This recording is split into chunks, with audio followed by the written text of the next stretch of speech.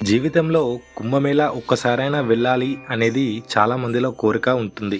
ఎందుకంటే హిందువులు కుంభమేళాను చాలా పవిత్రమైనదిగా భావిస్తారు.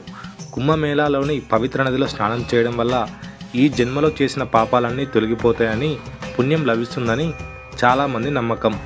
దేవతలు, రాక్షసులు అమృతం కోసం పాల సముద్రాన్ని చిలికిన సమయంలో ఆ అమృతం చుక్కలు ఇక్కడ పడ్డాయని నమ్ముతారు. అందుకే ఖచ్చితంగా ఒక్కసారైనా వెళ్ళాలి అనుకుంటారు. అందులోనూ ఈ ఏడాది వచ్చింది మహాకుంభమేళా. ఇది ప్రతి 12 సంవత్సరాలకు మాత్రమే వస్తుంది. మీరు కూడా ఈ మహాకుంభమేళాకు వెళ్ళాలని అనుకుంటున్నారా? అయితే ఎలా వెళ్ళాలి? హైదరాబాద్ నుంచి ప్రయాగ్రాజ్ కుంభమేళా వెళ్ళడానికి ఒక్క మనిషికి ఎంత ఖర్చు అవుతుంది అనే విషయాలు ఇప్పుడు చూద్దాం. ప్రయాగ్రాజ్ వెళ్ళాలి అంటే మనం లక్నో, అయోధ్య, వారణాసి ఈ మూడింటి నుంచి వెళ్ళే అవకాశం ఉంటుంది. కానీ లక్నో నుంచి వెళ్ళడం కాస్త ఎక్కువ సులభంగా ఉంటుంది. మీరు కనుక హైదరాబాద్ నుంచి కుంభమేళాకు వెళ్ళాలి అనుకుంటే ముందుగా బస్, ట్రైన్, విమానం ఏదైనా మార్గం ఎంచుకొని అక్కడి నుంచి ముందుగా లక్నో చేరుకోవాలి. లక్నో నుంచి రోడ్డు మార్గంలో 3 గంటలు ప్రయాణం చేస్తే మీరు మొదటగా అయోధ్య చేరుకుంటారు. అక్కడ అయోధ్య రామయ్యను దర్శించుకొని ఆ రోజు అక్కడే బస చేయవచ్చు.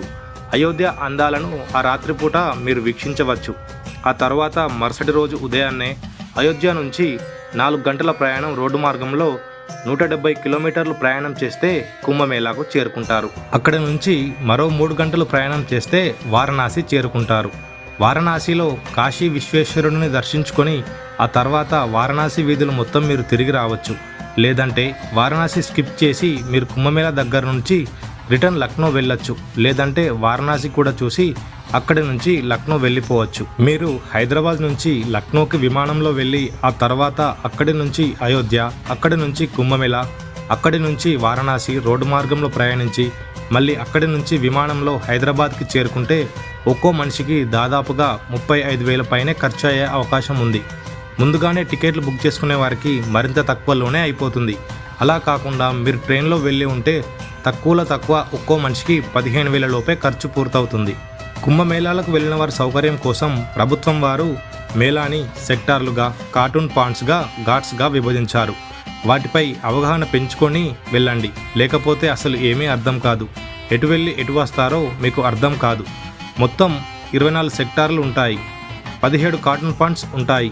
నదికి మధ్యలో బ్రిడ్జిలు నిర్మించారు. వాటినే కార్టూన్ పాయింట్స్ అంటారు. ప్రయాగ్రాజ్ని 3గా విభజించారు. 1 జుస్సీ, 2 హరిలాగంజ్, 3 సంగం. నదికి కుడివైపు జుస్సీ ఉంటుంది. దీని సెక్టార్లు 12 నుంచి 21 వరకు ఉంటాయి. హరిలాగంజ్ ఇది నది దాటి ఎడమవైపున ఉంటుంది. దీనిలో సెక్టార్ 5, 11, 10, 9, 8, 7, 6, 18, 19 ఉంటాయి. ముఖ్యమైనది సంగం. దీనిలో ఇది మెయిన్ రోడ్కి దగ్గరలో ఉంటుంది. దీనిలో సెక్టార్లు 3, 4 ఉంటాయి. ఇక వసతి విషయానికి వస్తే సెక్టార్ 6లో టీటీడీ వాళ్ళు వెంకటేశ్వర స్వామి గుడి కట్టారు. అది మాత్రం తప్పకుండా చూడండి. కానీ అక్కడ స్టే చేయనివ్వరు. స్వామివారికి బంగారు ఆభరణాలు ఉండడం వల్ల వాళ్ళు హై సెక్యూరిటీ పెట్టి ఎవరిని పడుకోనివ్వరు. అక్కడ పెద్ద పెద్ద పీఠాలకు సంబంధించి భజన కేంద్రాలు ఉన్నాయి. చక్కగా అక్కడ పడుకోవచ్చు. ముఖ్యంగా సెక్టార్ 18లో స్టే చేయవచ్చు. నదికి 100 మీటర్లలో ఉంటాయి. సెక్టార్ 19, 18, 20 ఈ సెక్టార్స్లో నాగసాధువులు, అఘోరాలు ఉంటారు. వాళ్ళ దగ్గరికి వెళ్తే ఎంతో ప్రేమగా వారు తమ దగ్గరే ఉండమంటారు. చక్కగా ఉండొచ్చు. సెక్టార్ 1లో ప్రైవేట్ సదుపాయాలు ఉంటాయి. రోజుకి 200 రూపాయలు. అన్ని సెక్టార్లో పెయిడ్ వసతులు కలవు. రోజుకి 1000 నుంచి 2000 వరకు తీసుకుంటారు ఇఫ్ 4 మెంబర్స్ ఉంటే. ఇక భోజన సదుపాయాల విషయాలకు వస్తే మీకు అన్ని సెక్టార్లలో ప్రసాదాలు, భోజనాలు నిరంతరం ఉంటాయి. ఉత్తర భారతదేశం వంటకాలన్నీ అక్కడ ఫ్రీగా తినవచ్చు. ఇక హెల్ప్ లైన్ నెంబర్స్ విషయానికి వస్తే మీకు రైల్వే స్టేషన్ నుండి అడుగడుగున పోలీసులు మిమ్మల్ని గైడ్ చేస్తారు. మేళాలో అయితే పోలీసులు అడుగడుగున మనకు ఎటువైపు వెళ్ళాలో చాలా బాగా చెప్తారు. ఎవరైతే పుణ్యస్నానం చేసి రిటర్న్ అవ్వాలనుకుంటున్నారో స్నానఘాట్లు మెయిన్ రోడ్ పక్కనే ఉంటాయి వరుసగా. 2-3 డేస్ ఉండేవాళ్ళు మాత్రం ఏదో ఒక సెక్టార్ నదికి దగ్గరలో ఉంటుంది. అక్కడే ఉండడం మంచిది. లేకపోతే నదికి సెక్టార్కి దూరం అయితే తప్పిపోయే అవకాశం కూడా ఉంటుంది.